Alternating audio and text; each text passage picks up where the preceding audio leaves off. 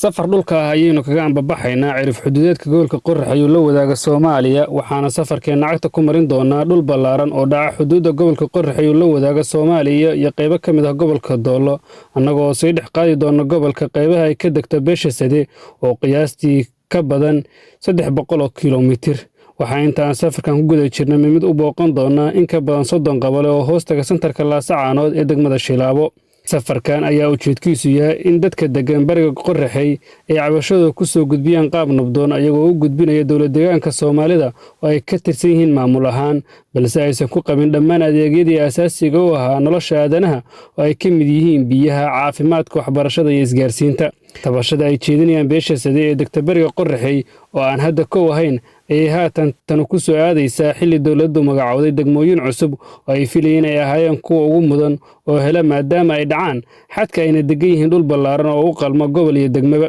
inta aynu ku guda jirnay safarkeena ayaa waxaa ka mid ah qabalayaasha aan booqannay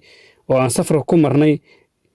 qabalaha Inagabile Goohweyne Juge Xasan Barre Xasan Gurey Xasan Kaahiye Jaleelo Birdheerla Laancadaad Tuurlaad Xaajiyar Ciise Cali Daarood Dhagax Bixis Jeed Qoolax Buulalle Mareere Arqaruuf Garasle Isgoys Haraale Runcade Fadhi Garaadle Qurac Shir iyo kuwa kale oo badan ugu dambeyn safarkeena ayaan ku soo gabagabeynay santarka Laasacaanood oo hoostagan qabalayaashaas dhammaan aan cagta soo marinay waxa uuna qabaa baahiyo badan oo ay ugu horeeyaan biyo la'aan waa kuwana qaar ka mid ah qabalayaasha oo cabashadooda la wadaagaya warbaahinta annagoo ah qabalaha Birdheer shir jiraa'id kaasoo aan uga hadlayno dhibaatooyin deegaankan ka jira Mareexaan oo aan la qabin dawlad deegaanka Soomaalida marka hore waxaan salaamaynaa shacabweynaha Itoobiya marka labaad waa shacabweynaha DDS dawlad deegaanka Soomaalida waxaan rabnaa halkaan inaan fariin ka gudbino fariintaas oo ku socota madaxweyne Mustafa Cagjar shacabweynaha Itoobiya kan Soomaalida dawlad deegaanka waxaan rabnaa halkaan inaan ka sheegano dhibaatooyin gaar nagu ah haddaan nahay bulshada Mareexaan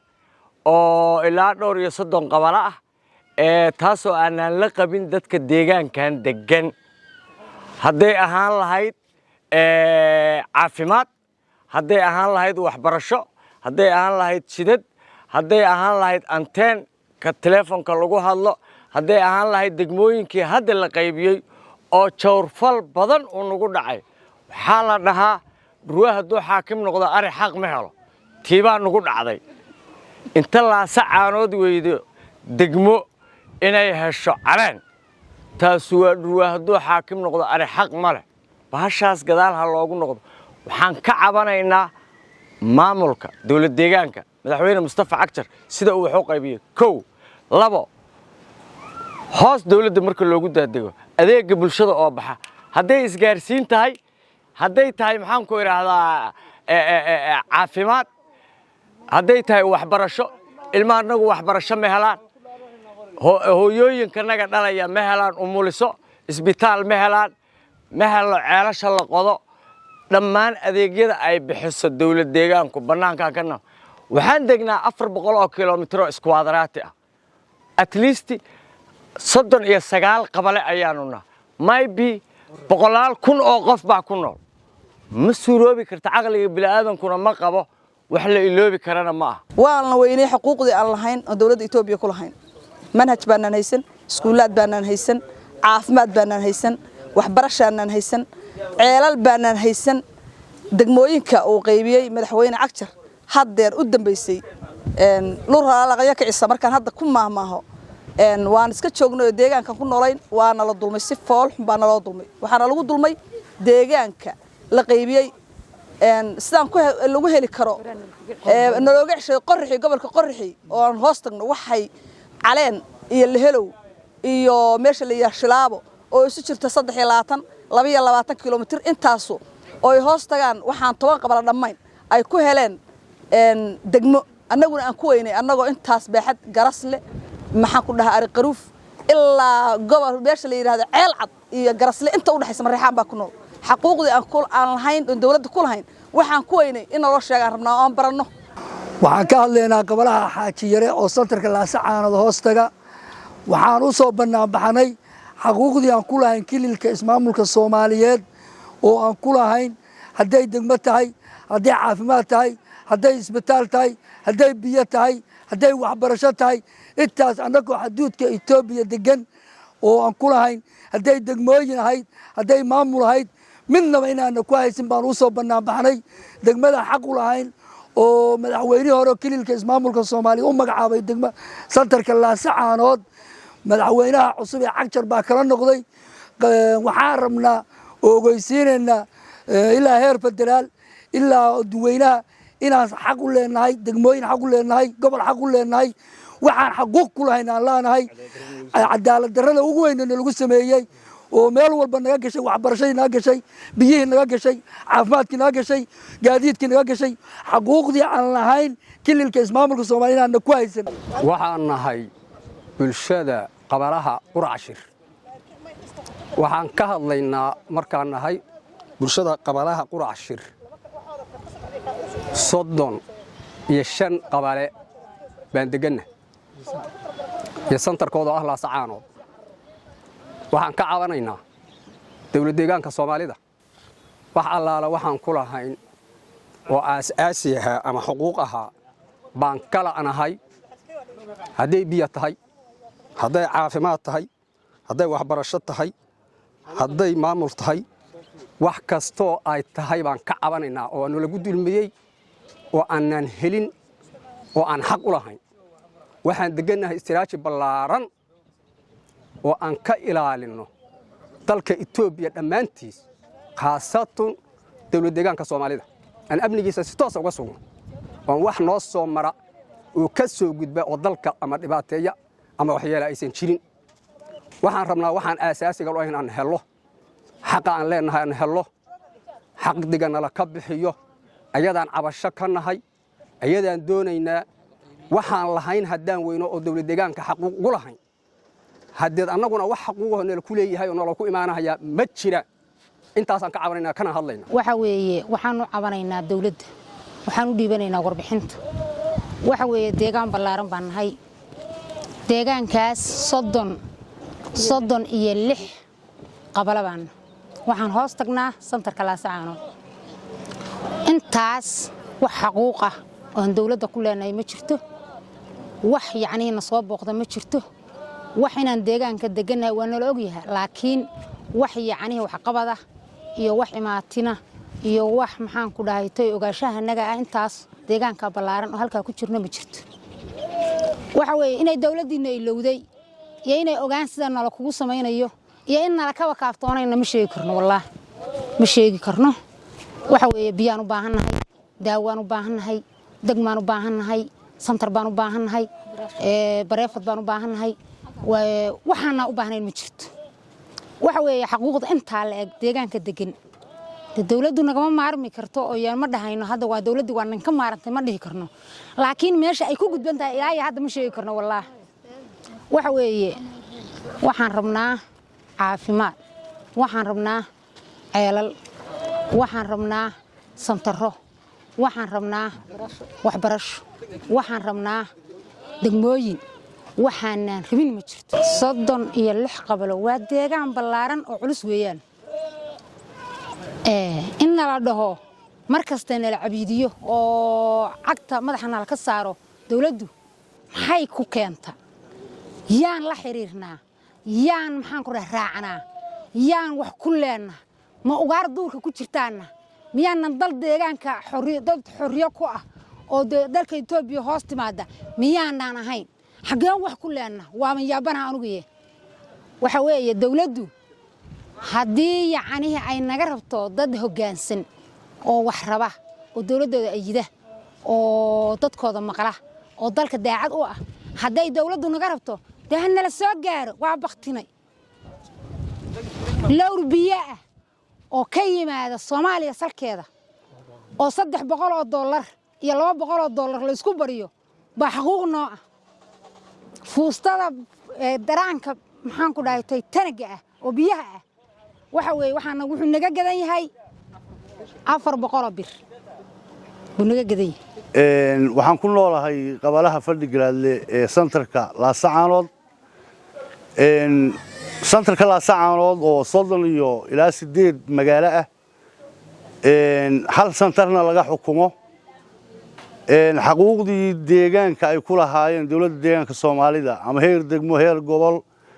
horay u maanaan haysan waxa kamid ah caafimaadka biyaha iyo wixii lamid ah waxbarashada waxaa jiray hadda ka hor in la magacaabay degmadii Laascaanood laasjeed dawladda Cabdi Maxamuud Cili baa magacawday xilligaasna waxaan ka ahaa gudoomiye qabale baan ka ahaa Fadhigalaadle agtar markuu qabsaday buu ka noqday degmadii noocaas ahayd hadda uu magacaabay ilaa 14 degmo 10 ismaamul magaalo wuu ka reebay deegaanka inta baaxadiisu la eg tahay oo intaas oo magaalana asaga gobol ama u qalma ama degmaba ka weyn waxaanu cabasho ka nahay xaquuqdii aanu ku lahayn dawladda nooc kastoo ay tahay ma hayno degmo ma hayno gobol ma hayno waanu rabnaa inta kale isu soo baxayaga waa mid nabadeed waa mid ku saabsan systemkii loo qaybiyey systemkii hadda loo maamulay horumarka in la gaarsiiyo dadyowgii dulmanaa oo dawlad deegaanka ka tirsanaa annagu marka koowaad waxaan nahay shacab Etoobiyaan oo ka tirsan kilir oo ka bacdi kilirka shanaad ee Soomaalida baan Etoobiya ka nahay Etoobiya waa systemyo badan laakiin systemkaas aan waxaan ka nahay meesha la yiraahdo kilirka Soomaalida markii la qaybsho sarjin ahaan waxaan nahay sarjinka Qorraxay degmo ahaanna waxaan awal ka tirsanayn degmada Shilaabo santarkay wuxuu ahaa Laascaanood qabalahana waxa la yiraahdaa Ari Qaruuf isu soo baxayagana wuxuu ku saabsan yahay mid nabadeed waxaanu dawlad deegaanka Soomaalida sida ay u maamushay horumarintii iyo deegaamayntii dadka baahiyaha gaarka qabay oo awal aan dawladda wax fiican kala kulmin oo horumar ah sida ay wax ugu qaybisay ayaa isu soo baxayagana buu ka cabanaya waxaan nahay santarka Laascaanood qabalayaashiisii waxaan nahay ilaa 34 qabale dawladda midii hore iyo midda hadeeru waxaad moodaa isku xaafad qof jooga inuu maamulayay midii hore cadaalad kuma aanan haysan midana hadda systemka ay wax u qaybisay waan aragnay intaasoo qabalaha nahay santarka Laascaanood dadka hoos yimaadaan nahay oo reer Qorraxay ah wax xuquuq ah oo dawladda ay sal ku leedahay oo aan ka helay oo hadda aan ku naaloonayna ma jiro magacaygu waa Deeq Jaamac Cali waxaan joogaa qabaleega Buulalle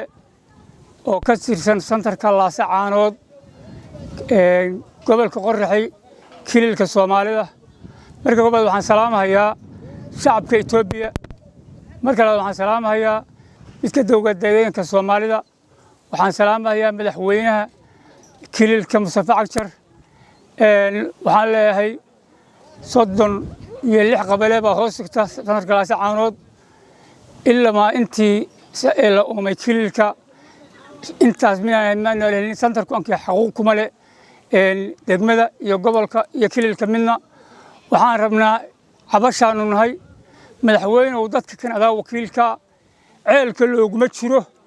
waxa qaybsanaya intii ceelka loogu jiro dadka Kanada ceelka ugu jira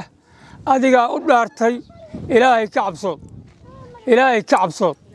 ummadan xaquuqdeedii aday ku leedahay imow wabti soo dir waxaan sheegaynaa inay been tahay inay run tahay arag waxaanu rabnaa inaan ka helno kililka xaquuqdan ku leenahay dalka intaas leeg baan joognaa xadud Soomaaliya la leenahay waxaan istaahilaa in gobol nala siiyo waxaan istaahilaa degmooyin in la siiyo waxaan istaahilaa santar in la siiyo waxaan istaahilaa caafimaad in la siiyo waxaan istaahilaa biyo in la siiyo agabka dawladda dadkeeda siiso nooc kasta ahaadee carabku ma mari kare intaba inaan helno yaan rabnaa adaa dadkaan u dhaartay miyaanan kamid ahayn dadkaad u dhaaratay madaxweynuhu waxaan joognaa qabalaha Buulalle oo ka tirsan santarka Laascaanood oo hoos taga degmada Shilaabo gobolka Qorraxay waxaan maanta u soo banaan baxnay oon cabasho ka nahay baahida asaasiga ah oo ku lahayn xuquuqdii dowlad deegaanka aanu kala nahay dowladdu daakhiliga intay qaadatay iyo yomna hada wax xuquuq la yiraahdo oo ka hayna ma jirto hadday caafimaad tahay hadday tahay biyo hadday tahay mataqaanaa umulisada hadday tahay mataqaanaa waxbarashada isgaarsiin waxaanu ka hayna ma jiraan waxaan cabasho ka nahay madaxweynuhu wuxuu qaybiyey waxna soo gaaray ma jiraan degmadii awal aan ka tirsanayn dulan baan ku qabnay dawladdu baahidayadii ka soo bixi jirtay gobolka awal ma soo dhaafi jir santarka aan ka tirsanahay konton iyo dhowr qabale ayaa ka tirsan santarada hadda nagu heeran oo dariska nala ah sida makshuufka waa labo ama waa afar ama waa saddex waxaan daris lanahay mid walba wuxuu xukumaa